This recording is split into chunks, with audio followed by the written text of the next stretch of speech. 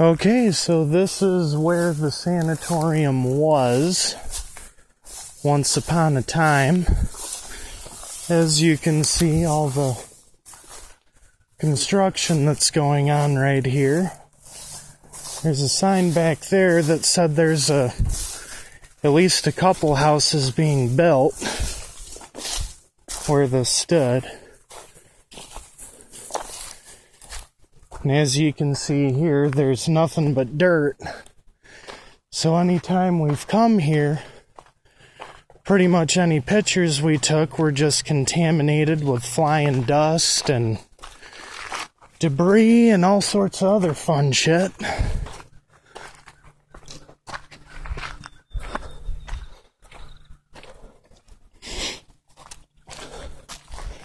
Now up here is where the administration building used to sit when it was still here. Place got set up in the early 1900s, originally as a hospital for tuberculosis patients. After a while, it was added on to and converted to also house the mentally ill. And back then, mentally ill was bipolar disorder, ADD, everything down to your regular physical disabilities.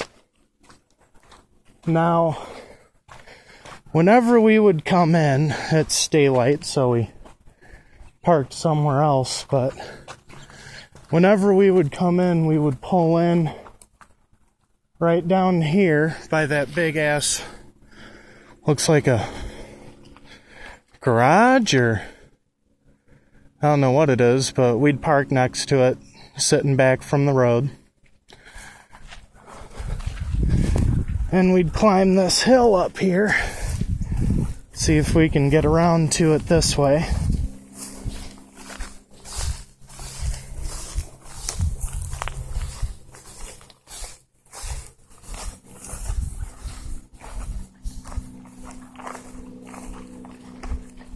Yeah, we would climb up this hill and said ghost hunting would begin. Now, the last time we were here, our final visit that we made, we went up this hill right here and we were standing in this area. Now, we thought we saw some sort of a flashlight or something coming through that clearing over there. And they got a rush on this building, that little tank and whatever contraption that wasn't there. I don't even know if that building was there last time. And we saw it right in between that tree and the building right there. And what we saw was a tall, dark figure that was about twice the size of 5 or 6 smaller ones. Now, my wife was with us and our neighbor, our camera guy right now, and my wife looked over to these woods right here. Now, there's been a couple occasions and other people online that have seen red eyes and other things coming from that general area right there, so we looked over and we couldn't see anything. Maybe 10 seconds, would you say? We turned around and looked back, and there was nothing in that clearing. Those tall figures were gone. That scared the hell out of us. So we picked up a nice steady jog going down this hill back to our car. And our neighbor James here ran into that big piece of metal sticking up out of the ground. When he ran into that, I turned around more or less to laugh at him. And what I saw was what I believe was the tall, dark figure over there standing between 7 to 10 feet behind him. Keep in mind that wasn't there either. And it was at least 8 feet tall. You could see long arms that went well down past where I believe its knees would have been. And so we picked it up from a jog to a sprint down to the car. When we got there, I had him shine the flashlight back up to see if whatever it was that I saw was still there, and it was gone. So we got out of there as quick as humanly possible. And if we go on down this way,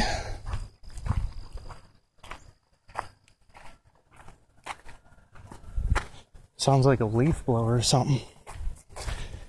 If we go down this way, this is where we would usually have our ghost hunting experiences. This is where the administrative building was. And there's a...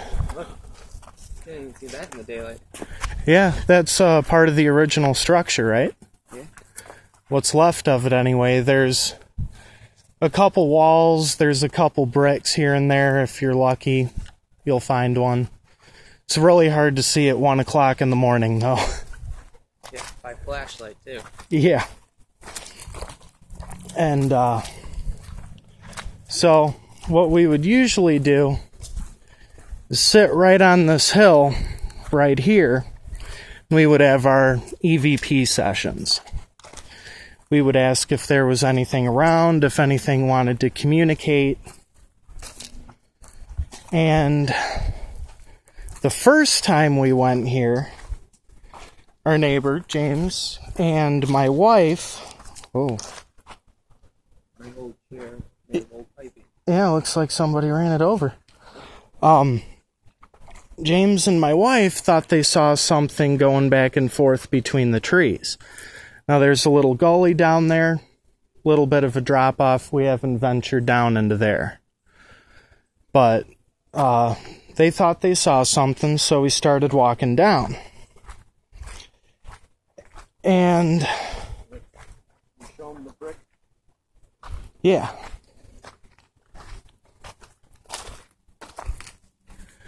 Yeah. Here's some more pieces.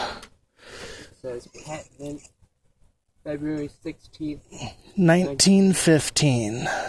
Mm-hmm. That's pretty old. And on our first visit, we were walking down to see what they had saw. And right when we got about here, we got our first EVP of the night. It was a male voice, a really loud whisper.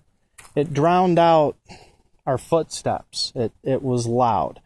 And it said, to the best that we can tell, right here, now. And right after it said now, you could hear a female disembodied voice, like a sigh or maybe even a cry. I have the audio. You'll hear it. So, we come down here, and our neighbor's mother is with us too. She was really into it. She couldn't make it with us tonight. Oh, wow, yeah. All that was wooded. Every time we went, like I said, they're in a rush to develop this. But we were looking back here. 'Cause that's where they said they saw a dark figure going in between the trees, running back and forth. And our neighbor's mom had a camera on her. And she's trying to take pictures. And all the time I had the voice recorder going. And you hear a small girl's voice ask really quickly, "Who's there?" As soon as that happened, the batteries in her camera died. We have audio of that as well, and you can actually hear us fumbling around in her camera pack, trying out new batteries until it started working again. Pretty big coincidence, if you ask me. Brand new batteries, too. Yeah. Good thing we brought extra. Now, another area we checked out was, what what do you guys call it? For the 3-pass cross. Yeah. So 3-way. The 3-way, huh? Very suiting. Exactly. Wow, that, I don't remember that. There was Do you? There was a giant hole here with dirt covered all over right here. So, Oh, yeah. And then there's the workings of old pipelines that they dug up. And, yeah, all this used to be wooded. It looks like they're clearing it out. Yeah, all of this used to be where the sanitorium, sat. They had open air shacks. The person who created the TB hospital believed that the perfect cure for tuberculosis was fresh air, exercise, and happiness. I haven't looked up the patient death records, so unfortunately I don't know how well that turned out. But that was their practice, and they had it open for, closed down in the 80s, so almost 80 years. Must have worked. Now all of this area up front, this was mostly grass. They did a pretty damn good job of clearing that out as well. This is where we went on our third visit, my third visit, anyway. It was right here, right? Yeah. Right. God, that just seems totally different. And, Right.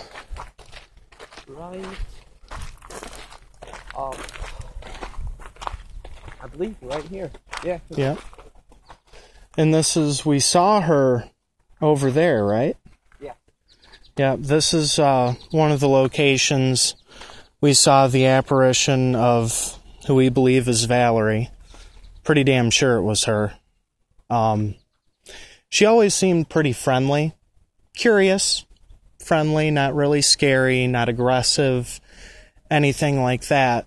But the problem was when we were here, we saw a tall, dark figure behind her.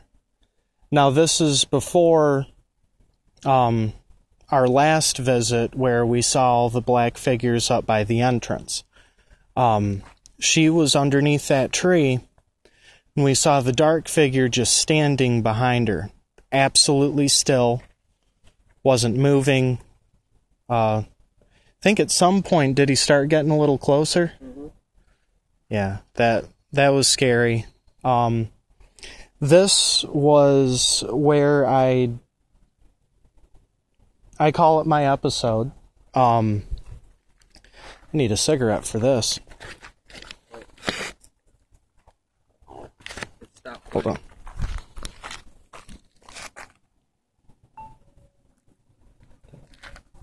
Okay, we're back online. This is where we were sitting in a circle, and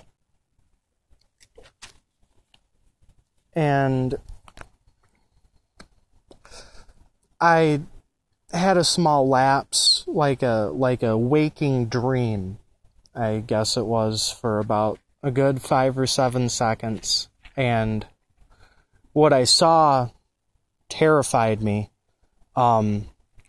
What I saw was being in a wheelchair or maybe a bed, something that was being pushed down a hallway.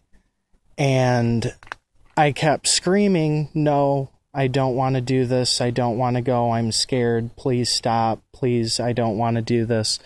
And every time I screamed, the voice that would come out would be a young, early teenage girl's voice, not my own. And then it flashed to me being in a room, and I was looking out into a hallway through a doorway, I think, and there was a couple older men standing there, and I kept hearing experiment, experiment. That's the one word that stuck out in my mind.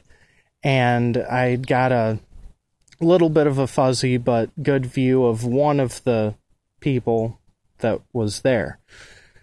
And later on that night,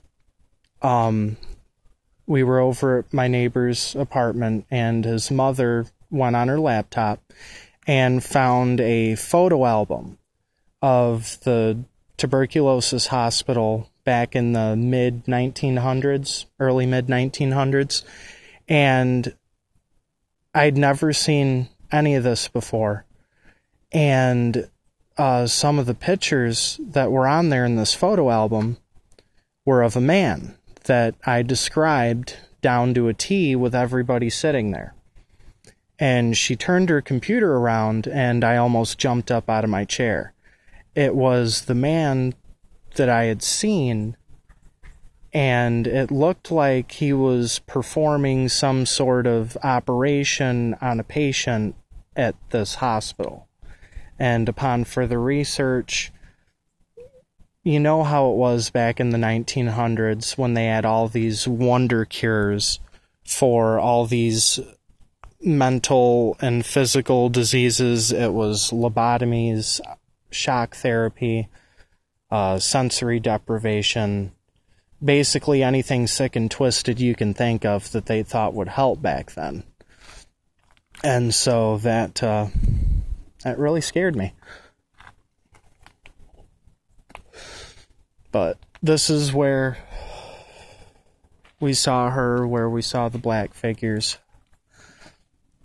This is also where James's mother and another girl, they went, seems like every night, every other night for about 2 weeks. And they kept coming to this area, and they were saying that there was more than one dark figure here. And one of them came after the girls that were here, and from what she stated was that it had horns and it had really sharp claws on its hand. Now, they saw it as a demon, and what myself, my wife, James, everybody else saw was simply a dark figure. And I know from my experience that they can very easily put whatever they want in your head. So, kind of begs the question, was it a demon trying to pass itself off as just a dark ghost to us? Or was it a dark ghost trying to pass itself off as a demon to scare us off? I do know that on several recordings, the word go was growled multiple times. So I don't know what else to say about that point. All right, does that take us back up? Do you know? Yeah, but I would like to, if you want to hold the camera, I would like to point out that I did go one time, I went multiple times with my mom, Travis, Danielle, my friend Bree, and a girl named Sydney and Kim. Multiple times we saw people. But this is the spot where I saw the most activity. Now I'm going to walk to the spots where I saw the activity.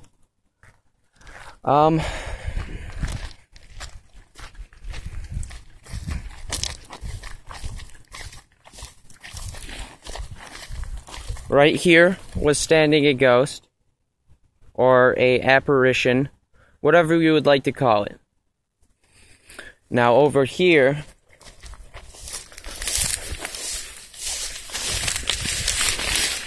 about right here, was standing another apparition. And the person we like to call Valerie was standing, I'd say, right about here. And probably there was also the guy we called Dark Man, or the black figure. She was standing right here and was literally behind everyone else. There wasn't a single time where I'd like to point out where I didn't really see him behind somebody else, as if he was, well, trying to watch over them, but they were all white, and the dark man, he was black. So I don't know if he's good, bad, but in my book he's worse than anybody else here.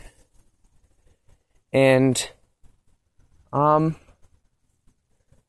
yeah, that was, I went here 3 times, this spot, and 2 times I would like to point out that I saw more than the first 2 that we saw, Valerie and the Dark Man.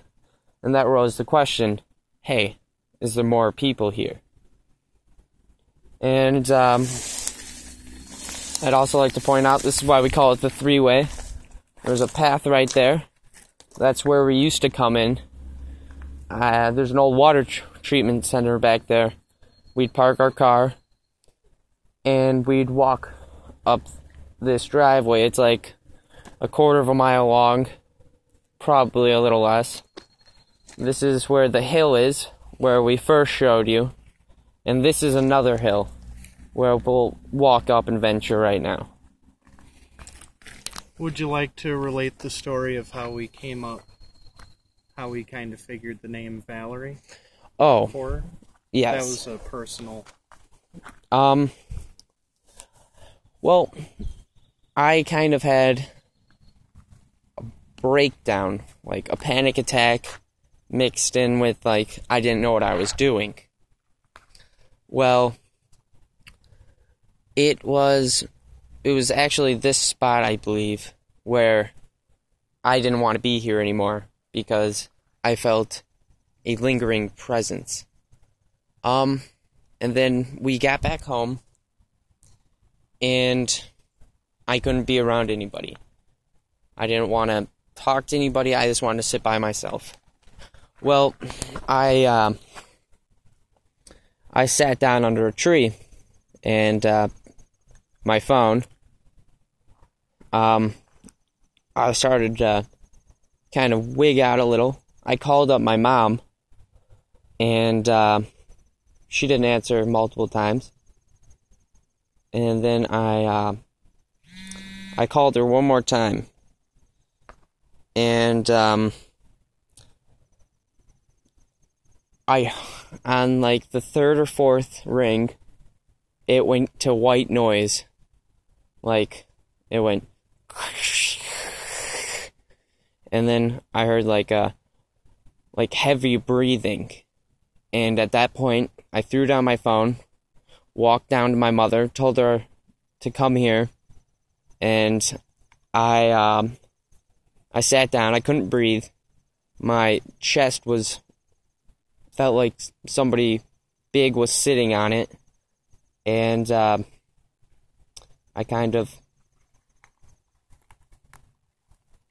kept on drawing. I kept hearing the word Valerie in my head, and that's when I started drawing V's on in sand.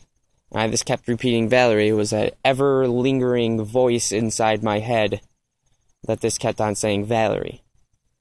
And then another time, I came home with a V scratched into my lower back, about right here.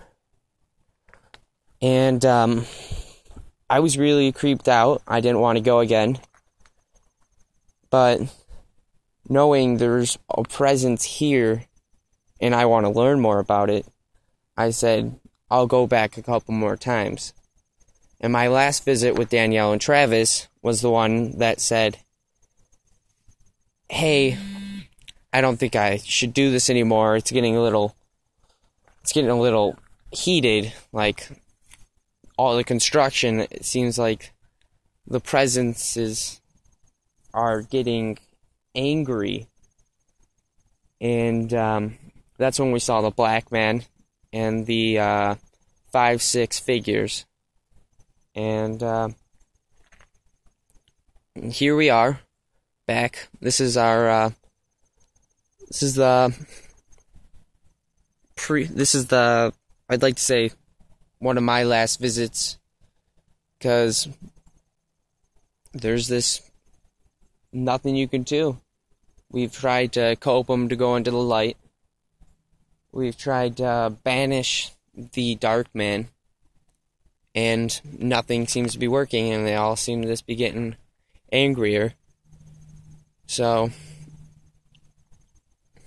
what more can we do? In an ever-changing world, there's always bound to be presences that are going to be disturbed by new construction and stuff like that. And this is a very beautiful place, and it wasn't disrupted for many years, and then they still started building construction on it. And I mean, what can you do? Nothing. I'll hand this back to you. You're going to walk us back up the hill. I think it stopped again. Okay. And we're back. You know, it's going to be really hard. Since it's a separate video and a separate audio file, it's going to be really hard syncing the two together to make it so the sound is going with the movement of our mouths. So, there's a bit of a delay between the video and audio. My bad. Keep in mind we're doing this off of cell phones. Very nice phones, actually. LG Motion 4G. Yeah, I just gave you some free advertising. Now this, I don't think we ever went up this hill. Yeah, we did. Did we? Yeah, because this is the hill that you guys heard the scream up on top. Oh yeah, that's right. This was also our first visit. It's probably why I don't remember. Here's a brick from another brick. Time's Gone. I think that's the one you picked up and played with. Mm-hmm. Now, on our first visit, we were sitting on the hill, which is right on the other side of here, the one where we were walking down and caught our first EVP. Now, I had a really odd feeling about this wooded area over here. And my wife and I were standing right here, right in the trail, and James and his mother went right up that way to investigate. And we're standing here for a few minutes, and we heard laughter, a girl's laughter, coming from that generalized area. And, reminder, put litter in its place, not on the ground. We heard laughter, anyway, coming from that area, and at first we were debunking it as simply James and his mother talking, because they went up there, we couldn't see them behind all this foliage. Yeah. Is that correct? Yeah. See? Smart. We couldn't see them, so we just assumed it was them. And shortly after the laughter, my wife, that was on the side of me, looked over to her left and jumped back into me. And I asked her what was wrong, and she said she had saw really quickly a young-looking girl about her height, about this tall, in a white gown, a white dress, white clothing. Just like that, quick flash.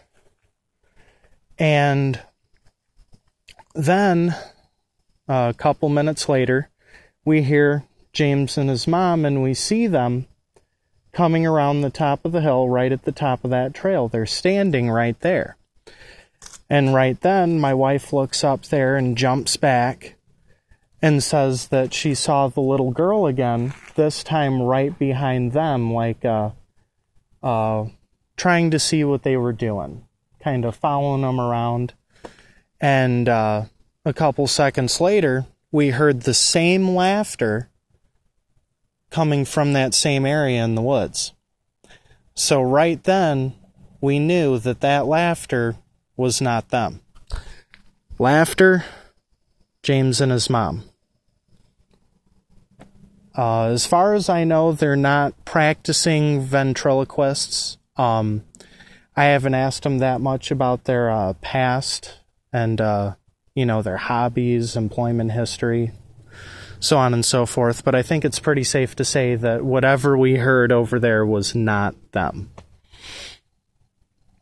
And this is that creepy tree.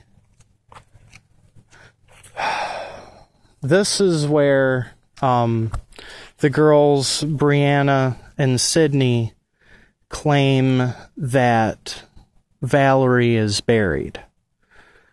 I don't know whether it's true or not. They weren't available to come with us. But they claim Sydney was up here, and she claims that she was walking and ran into this tree at night, and that when she did, she turned around and saw the little girl, and she screamed at her to leave. We weren't with them. I don't know if they recorded anything while they were there. If they did, I don't have the audio files. But this is where she claims that the little girl is buried, and that it angered her when she ran into the tree above her grave, which is quite possible. I'm pretty sure there were grave sites out here, and I mean, oh shit, there's a bee and I am scared of those. But I mean, all you have to do is look at this field, the one tree, and that's pretty creepy, if you ask me. That alone's enough to scare me.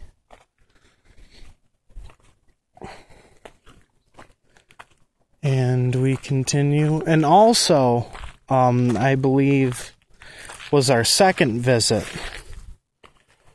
The first time we ever saw Valerie, we'd heard her, seen glimpses of her, but the first time she appeared for an extended amount of time was up at the top of this hill. Now, we tried entering through the water treatment plant, and we saw several groups of people, heard a little bit of music, either Satanists trying to raise the dead or bored teenagers looking to party. And so that's what made us coming through the construction site, and we were sitting on that hill. And everybody saw red coming from up on this hill, and we thought it was a lit cigarette. Like somebody was standing up here smoking and watching us. And we all started getting really bad feelings. And then out of nowhere, there was the apparition standing here. And we were all going from side to side, trying to get a good view through the little tree right there in the grass. So we were all swaying like this, and she was doing the same exact thing. Almost like Simon Says, mimicking us. and we hauled ass out of here as quick as possible. And it was that night when we got back, we went on a website, and it was something that another member of a website I'm a member of too, they posted a link on there that people have seen a girl in white that mimics people, that kind of makes fun of them. So it made sense. And so we hauled ass out of here. And also, the third time we went, when we were all sitting down at the three-way and the crossing, we got really scared when we saw the black figures. So we got up and we were leaving. We went around the same way we came in. And while we were walking up this hill, we saw the apparition of Valerie multiple times. I believe she was here. She appeared over in that area, I want to say. She was a little further down.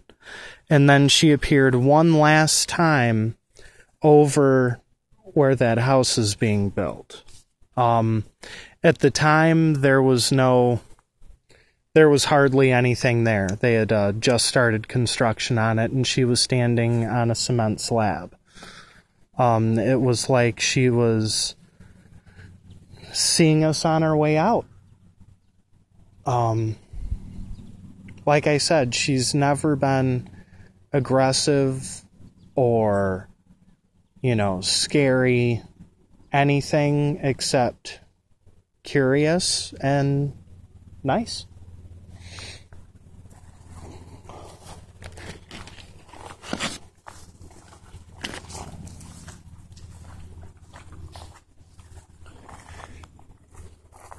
And this will, I think I hit all the main points. Mm-hmm. So this concludes our virtual tour of the area, and what's left of it anyway.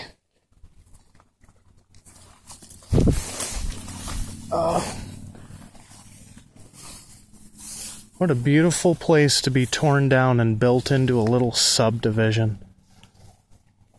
It's kind of a shame. And you know what'll be really scary? If we caught EVPs on here while we were doing our walkthrough, because we don't have money.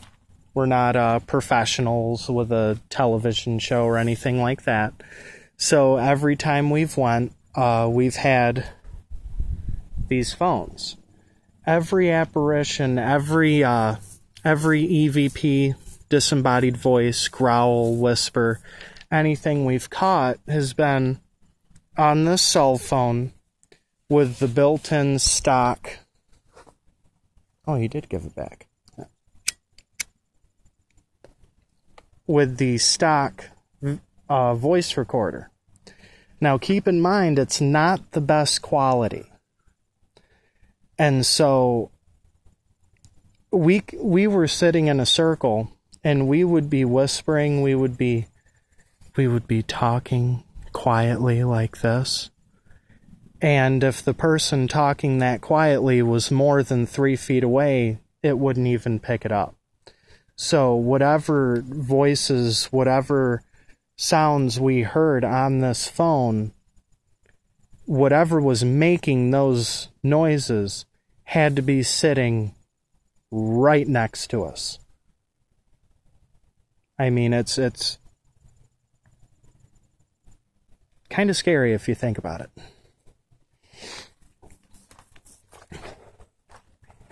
All right, so that'll wrap up our tour, and hope you all enjoyed.